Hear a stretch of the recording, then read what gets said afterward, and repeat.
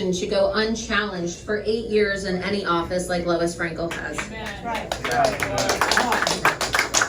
We were handicapped in this campaign from day one, but we kept on breaking records and shocking the world.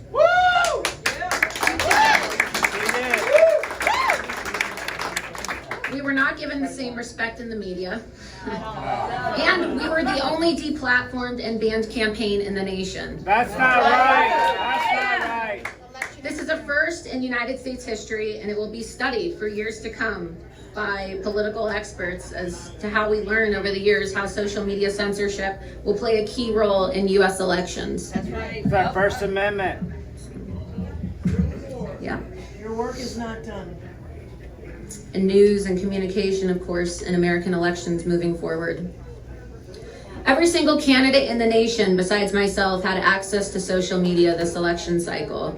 We asked the National Republican Party for help on numerous occasions, but they refused to help, despite the fact that I won my primary in double digits and was endorsed by President Trump. We also managed to break fundraising records as a first-time candidate who received no financial support from the NRCC, the RJC, any Republican PACs, or the National Republican Party. From the beginning, big tech election interference was always a handicap in this campaign, but their brazen act of silencing Americans was the inspiration for my run for office, and it will be the inspiration for the fight ahead. Because I won't stop fighting for every American to have a voice, and I will never allow for the left to cancel America or to cancel our First Amendment right, which ensures free and fair elections and makes us the greatest country in the world.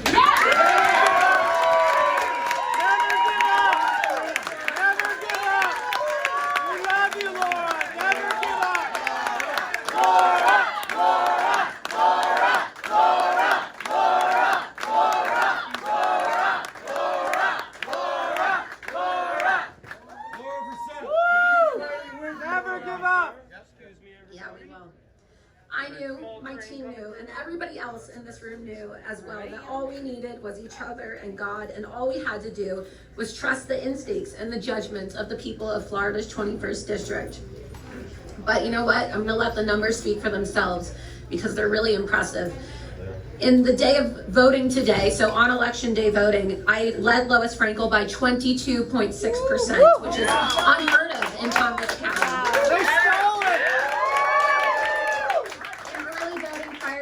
Presidential debate, we were ahead by 3.09%, something that's also unheard of and unprecedented, a first-time record set in Palm Beach County.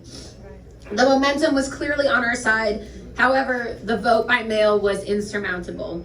Vote by mail wouldn't have been as big as it was this year if it wasn't for the Chinese virus, which, of course, the Democrats took advantage of, prying on people's fears of going to the polls and voting in person. It was a form of election and voter suppression. And it's not just something that affected our race, it affected all campaigns around the nation in every single state. Exactly. Since I announced my candidacy, I've been out there with you every single day on the streets with my heroic volunteers, and I was told by reporters and political experts that Florida 21 is deep blue. They said you have no hope, but I didn't let that deter me for a second, and neither did any of you. I made a career out of trying to accomplish the impossible, giving others the courage to fight along the way. What we didn't count on was just how dirty my opponent would play and what a dampening effect that it would have when the Republican Party nationally pretended like I didn't exist and refused to lend a hand or provide us with even $1 in support. Reporters and Washington types were socially distancing, you could say, from voters in Florida's 21st District out of sheer snobbery, afraid of what they might hear on the doorsteps of our district. And it's precisely this type of snobbery and elitism which produces misinformation and injustice that motivated me to run for Congress in the first place. I realized some time ago that America was entering a new era in which big tech and party leaderships would collude together to conspire with special interest groups and sinister global forces to destroy people's lives and systematically misinform the public. Censorship. These people believe that they have the right and the power to determine elections, and sadly, sometimes they do. The GOP leadership, the pundits, and the reporters chose to sneer from afar instead of turning up and finding out what was really happening in District 21. I know that this seat is winnable. You saw from the numbers tonight that I beat Lois Frankel today in person voting and also early voting. If it wasn't for voting by mail, we would have won this election tonight, and the numbers are proof. The numbers are proof. Nowhere to be seen. You also outworked her. Yes. And we also out fundraised her. Okay, we have a database of donors from all 50 states. There's not many congressional candidates that can say that people in all 50 states donated to their campaign, but we are much bigger than a congressional race. It's a movement. Nowhere to be seen. And we did this, of course, while being the most censored campaign, the only censored campaign in the country. And of course, I accomplished all of this while being the most banned censored woman in the world. So, That's not right. you know, That's not it's a America. win when you look at it, what we've accomplished together.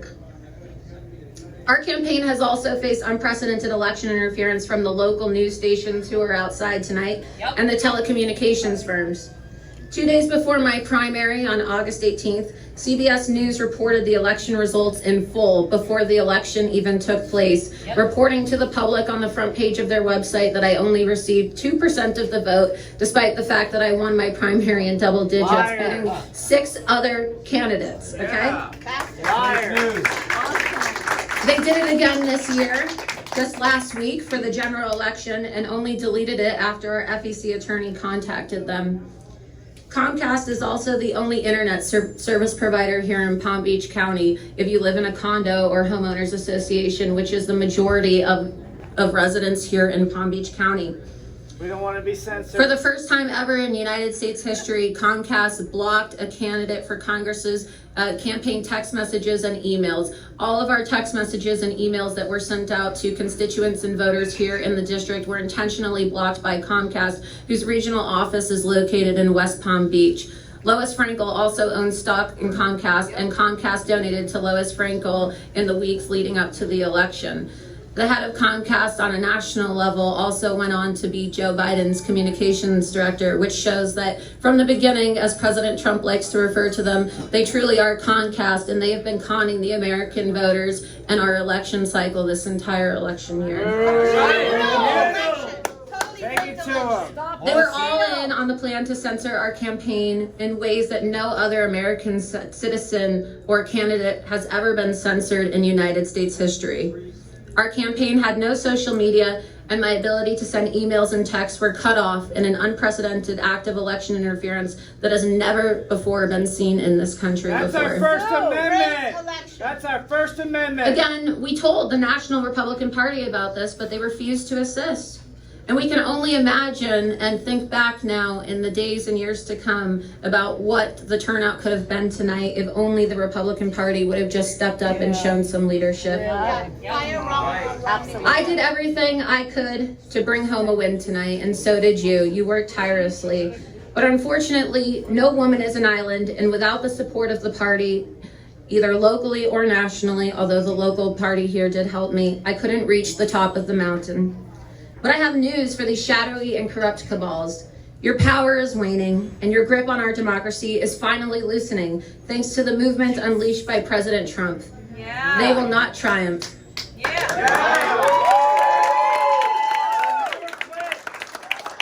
Because we are a people of faith, we know how this story ends. We gave the forces of darkness an almighty shock in 2016 when we elected Donald J. Trump as our president. And tonight, we turn the page to a new and thrilling chapter in our story, a story of principled grassroots rebellion against tyranny. Yeah. And this is not the last that you've heard of Laura Loomer.